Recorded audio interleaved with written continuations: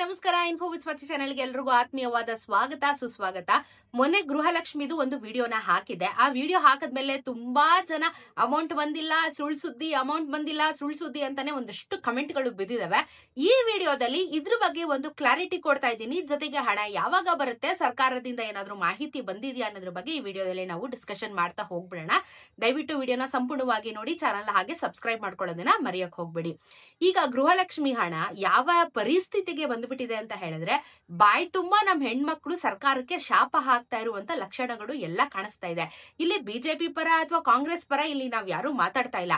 ಕೊಟ್ಟಿರೋ ಗ್ಯಾರಂಟಿ ಯೋಜನೆನ ನಾವು ಕೊಡ್ತೀವಿ ಗ್ಯಾರಂಟಿ ಅಂತ ಹೇಳಿದ್ಮೇಲೆ ಈ ಸರ್ಕಾರ ಯಾಕೆ ಇಷ್ಟೊಂದು ಡಿಲೇ ಮಾಡ್ತಾ ಇದ್ದಾರೆ? ಬುದ್ಧಿಗೆಟ್ಟಿದ್ಯಾ ಅಥವಾ ಸರ್ಕಾರದ ಹತ್ರ ಹಣ ಇಲ್ದಿರೆ ಈ ತರ ಒಂದಷ್ಟು ವಿಚಾರಗಳನ್ನ ಇವರು ತಲೆಯಲ್ಲಿ ಇಟ್ಕೊಂಡು ಹಿಂಸೆ ಕೊಡ್ತಾ ಇದಾರ? ಅರ್ಥ ಆಗ್ತಾ ಇಲ್ಲ. ಈಗ ಇಷ್ಟು ಕಮೆಂಟ್ಗಳಲ್ಲಿ ನಂಗೆ ಒಂದು ಕಮೆಂಟ್ ಕಣ್ಣಿಗೆ ಬಿತ್ತು.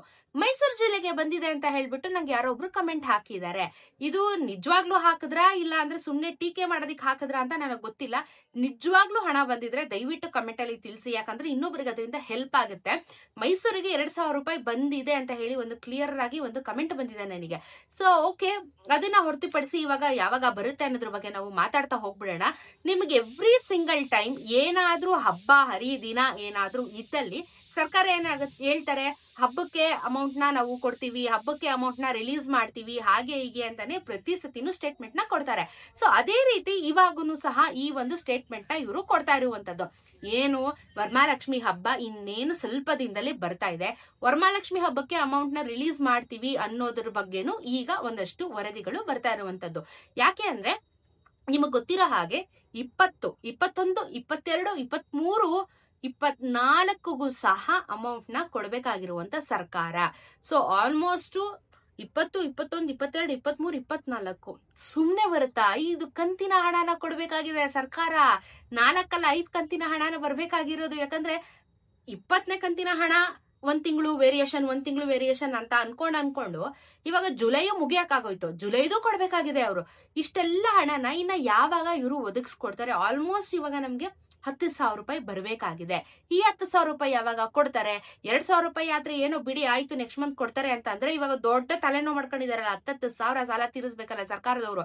ಇಷ್ಟೊಂದು ತಾರತಮ್ಯ ಮಾಡ್ಕೊಂಡು ಇಷ್ಟೊಂದು ಹಿಂಸೆಗಳನ್ನ ಕೊಡ್ತಾ ಇರುವಂತ ಸರ್ಕಾರ ಅವ್ರಿಗೇನು ಬುದ್ಧಿ ಕೆಟ್ಟಿದ್ಯಾ? ಬೇಕು ಅಂತ ಈ ತರ ಮಾಡ್ತಾ ಇದಾರ ಅಂತ ಅರ್ಥ ಆಗ್ತಾ ಇಲ್ಲ. ಜನಸಾಮಾನ್ಯರು ನಾವು ಪ್ರತಿ ಸತಿನೂ ಈ ತರ ರಿಕ್ವೆಸ್ಟ್ ಗಳನ್ನ ಇಡ್ತೀವಿ. ಇಟ್ಟಾಗ ಅವ್ರೇನ್ ಕೇರ್ಲೆಸ್ ಮಾಡ್ತಾರ ಅಥವಾ ಜನರ ಒಂದು ಪ್ರಾಬ್ಲಮ್ಗಳನ್ನ ಇವ್ರು ಅರ್ಥ ಮಾಡ್ಕೋತಾ ಇಲ್ವಾ ಅನ್ನೋದು ನನ್ಗೆ ಅರ್ಥ ಆಗ್ತಾ ಇಲ್ಲ. ಈಗ ಪ್ರಾಬ್ಲಮ್ ಏನು ಅಂತ ಅಂದ್ರೆ, ಸರ್ಕಾರ ಏನ್ ಸುಮ್ನೆ ಕೂತಿದ್ಯಾ? ಅವ್ರು ಎಲ್ಲಾ ನೋಡ್ತಾ ಇರ್ತಾರೆ, ಎಲ್ಲಾನು ಗಮನಿಸ್ತಾ ಇರ್ತಾರೆ, ಸುಮ್ನೆ ಅಂತೂ ಕೂತ್ಕೊಳ್ಳಲ್ಲ. ಯಾಕಂದ್ರೆ ಇವಾಗ ಜನರ ಅಭಿಪ್ರಾಯನೇ ಇಂಪಾರ್ಟೆಂಟ್. ಇದೇ ತರ ನಾವು ಅವ್ರ ಬಗ್ಗೆ ನೆಗೆಟಿವ್ ಆಗಿ ಮಾತಾಡ್ತಾನೆ ಕೂತ್ಕೋಬಿಟ್ರೆ ಅವ್ರನ್ನ ನಾವು ಎಷ್ಟು ಬೇಗ ನೆಗೆಟಿವ್ ಆಗಿ ಹೇಳ್ತೀವಿ ಅಷ್ಟು ಬೇಗ ಅವರು ಅಲ್ಲಿಂದ ಇಳಿಯುವಂತ ಚಾನ್ಸಸ್ ಇರುತ್ತೆ. ಬಿಕಾಸ್ ನಮ್ಮಿಂದ ಇವತ್ತು ಅವರು ಓಟ್ ಹಾಕಿಸ್ಕೊಂಡು ಅಲ್ಲಿ ಕೂತ್ಕೊಂಡಿರೋಂಥದ್ದು. ಸೊ ಇಲ್ಲೇನಾಗುತ್ತೆ, ನಾವು ನೆಗೆಟಿವ್ ಮಾತಾಡ್ತಾ ಅವ್ರಿಗೆ ಏನಾಗುತ್ತೆ, ಅವ್ರಿಗೆ ಅಲ್ಲಿ ಚುರುಗುಟ್ಟಾಗಿ ಏನಾಗುತ್ತೆ, ಅಮೌಂಟ್ ನ ರಿಲೀಸ್ ಮಾಡ್ತಾರೆ. ಇದು ಒಬ್ರದು ಇಬ್ರದು ಸಮಸ್ಯೆ ಅಲ್ವಲ್ಲ, ಕೋಟಿ ಮಹಿಳೆಯರದು ಸಮಸ್ಯೆ. 10,000 ಒಬ್ರೊಬ್ರಿಗೆ ಕೊಡ್ಬೇಕು ಅಂತ ಅಂದ್ರೆ ಇಡೀ ಕರ್ನಾಟಕದಲ್ಲಿ ಎಷ್ಟು ಮಹಿಳೆಯರಿಗೆ ಅಮೌಂಟ್ ನ ರಿಲೀಸ್ ಮಾಡ್ಬೇಕು ನೀವೇ ಲೆಕ್ಕ ಹಾಕೊಳ್ಳಿ. ಎಷ್ಟು ಕೋಟಿ ಹಣ ಇವಾಗ ಬೇಕು. ಸುಮ್ನೆ ಆಪೋಸಿಟ್ ಪಾರ್ಟಿ ಅವ್ರು ಆಡ್ಕತಾರೆ, ಇಲ್ಲಾಂದ್ರೆ ಇನ್ನೊಬ್ರು ಟ್ವೀಟ್ ಮಾಡ್ತಾನೆ ಅನ್ನೋದಲ್ಲ. ಇವ್ರು ಮಾಡ್ತಾ ಇರೋ ತಪ್ಪಿಗೆ ತಾನೆ ಇವ್ರು ಇಷ್ಟೊಂದು ನೆಗೆಟಿವ್ ಆಗಿ ಮಾತಾಡ್ತಾ ಇರೋದು. ಸೊ ಈ ಗೃಹಲಕ್ಷ್ಮಿ ಹಣ ನಾಳೆ ನಾಡಿದ್ದು ಅಂತ ಅನ್ಕೊಂಡ್ ಇಷ್ಟೊಂದು ಹಿಂಸೆ ಕೊಟ್ಟಿದ್ಮೇಲೆ ಸರ್ಕಾರ ಈಗ ಈ ರೀತಿ ಒಂದಷ್ಟು ವಿಚಾರಗಳನ್ನ ಹೇಳ್ತಾ ಇರುವಂತದ್ದು. ಪ್ರತಿ ಸತಿನೂ ಈಗ ಗೃಹಲಕ್ಷ್ಮಿ ಹಣ ಹಬ್ಬಕ್ಕೆ ಬಿಡ್ತೀವಿ ಅಂತ ಹೇಳಿ ಈಗ ಹಬ್ಬಕ್ಕೆ ಏನ್ ಮಾಡ್ತಾರೆ ಹೇಳಿ, 2,000 ರೂಪಾಯಿ ಬಿಟ್ಬಿಟ್ಟು ಜೈ ಅನ್ನಿಸ್ಬಿಡ್ತಾರೆ, ಮತ್ತೆ 8,000 ಕ್ಯಾರಿ ಓವರ್ ಹಿಡ್ಕಂತಾರೆ. ಸೊ ಇವ್ರೇನ್ ಮಾಡ್ತಾರೆ, ಹಬ್ಬಕ್ಕೆ ಅಂತ ಹೇಳ್ಬಿಟ್ಟು ಮಹಿಳೆಯರಿಗೆಲ್ಲ ಖುಷಿ ಪಡಿಸ್ಬಿಡ್ತಾರೆ. ಅಫ್ಕೋರ್ಸ್ ವರಮಹಾಲಕ್ಷ್ಮಿಗೆ ಖರ್ಚು ಇರುತ್ತೆ, ಶಾಪಿಂಗ್ ಇರುತ್ತೆ ತುಂಬಾ. ಯಾಕಂದ್ರೆ ಮೊದಲೇ ಹಬ್ಬ ಆಯ್ತು ಇವಾಗ. ಸೊ ಅಂದ್ರೆ ಆಷಾಢ ಮುಗಿದ್ಮೇಲೆ ಈಗ ಏನಾಗುತ್ತೆ, ಜನ ಎಲ್ಲ ಸರಿ ಬಿಡು ಬರ್ಲಿ ಅಂತ ಅನ್ಬಿಟ್ಟು ತಗೊಳ್ಳುವಂತ ಚಾನ್ಸಸ್ ಕೂಡ ಇರುತ್ತೆ. ಇಲ್ಲೇನಾಗುತ್ತೆ, ಮಹಿಳೆಯರಿಗೆ 2,000 ರೂಪಾಯಿ ಕೊಟ್ಟರು ಏನೋ ಒಂದು ಹೂವು ತರಕಾಗತ್ತೋ, ಹಣ್ಣು ತರಕಾಗತ್ತೋ ಇವಾಗ. ಯಾಕಂದ್ರೆ ಎಕ್ಸ್ಪೆನ್ಸಿವ್ ದುನಿಯಾ ಇರೋದ್ರಿಂದ ಏನೋ ಒಂದಕ್ಕಾಗುತ್ತೆ ಅನ್ಬಿಟ್ಟು ಸಮಾಧಾನ ಪಟ್ಕೊಬಿಡ್ತಾರೆ. ನೀವುಗಳು ಸಮಾಧಾನ ಪಟ್ಕೊಂಡು ಇವತ್ ಕೊಡ್ತಾರೆ ನಾಳೆ ಕೊಡ್ತಾರೆ ಅಂತ ನೀವು ಸಹ ನಿರ್ಲಕ್ಷ್ಯ ಮಾಡ್ತಾ ಇದ್ರೆ ಈ ಹಣ ನಿಮ್ ಕೈನ ಬಿಟ್ಟೋಗೋದಂತೂ ಗ್ಯಾರಂಟಿ. ಇವಾಗ ಆಲ್ರೆಡಿ ಅನ್ನ ಬಗ್ಗೆ ಹಣ ಬಿಟ್ಟೋಯ್ತು. ಇದನ್ನ ಹಿಂಗೆ ಮಾಡ್ತಾ ಇದ್ರೆ ನಿಮ್ಗೆ ಗೃಹಲಕ್ಷ್ಮಿ ಹಣನು ಬಿಟ್ಟೋಗುವಂತ ಚಾನ್ಸಸ್ ಇದೆ. ಗೃಹಲಕ್ಷ್ಮಿ ಅಮೌಂಟ್ 20ನೇ ಕಂತಿನ ಹಣ, 21ನೇ ಕಂತಿನ ಹಣ ಇಂಪಾರ್ಟೆಂಟ್ ಆಗಿ ಫೋಕಸ್ ಮಾಡ್ತಿದ್ವಿ. ಈಗ ಇಷ್ಟುದ್ದ ಚೀಟಿ ಆಗಿದೆ ಇವ್ರದ್ದು, ಇನ್ನು 5 ಕಂತಿನ ಹಣನ ಕೊಡ್ಬೇಕು. ಅರ್ಥ ಮಾಡ್ಕೊಳ್ದಿರೆ ಇಷ್ಟೊಂದು ತೊಂದರೆ ಕೊಡ್ತಾ ಇರೋದು ಸರ್ಕಾರದ ಮೊದಲನೇ ತಪ್ಪು. ಇದ್ರ ಬಗ್ಗೆ ಗಮನ ಹರಿಸಿ ಅಮೌಂಟ್ ರಿಲೀಸ್ ಮಾಡಿದ್ರೆ ಯಾರಿಗೂ ಸಮಸ್ಯೆ ಇರಲ್ವಲ್ಲ, ನಿಮ್ ಬಗ್ಗೆ ಯಾರು ನೆಗೆಟಿವ್ ಆಗಿ ಮಾತಾಡೋದಿಲ್ವಲ್ಲ. ಅರ್ಥ ಮಾಡ್ಕೊಳ್ಳಿ. ವರಮಹಾಲಕ್ಷ್ಮಿ ಹಬ್ಬಕ್ಕೆ ಕೊಡ್ತೀವಿ ಅಂತ ಹೇಳಿದಾರೆ, 10,000 ರೂಪಾಯಿ ಕೊಡಲ್ಲ, 2,000 ರೂಪಾಯಿ ಕೊಟ್ಬಿಟ್ಟು ಸುಮ್ನೆ ಆಗ್ಬಿಡ್ತಾರೆ. ಗ್ಯಾರಂಟಿ ನೋಡ್ಕೊಳ್ಳಿ, 4,000 ಬಂದ್ರೆ ನಮ್ಗೆ ಖುಷಿ, 6,000 ಬಂದ್ರು ನಮಗ್ ಖುಷಿ. ಕೊಡಲ್ಲ, 2,000 ಕೊಟ್ಬಿಟ್ಟು ಜೈ ಅನ್ಸ್ಬಿಡ್ತಾರೆ. ಗ್ಯಾರಂಟಿ ನೋಡ್ಕೊಳ್ಳಿ.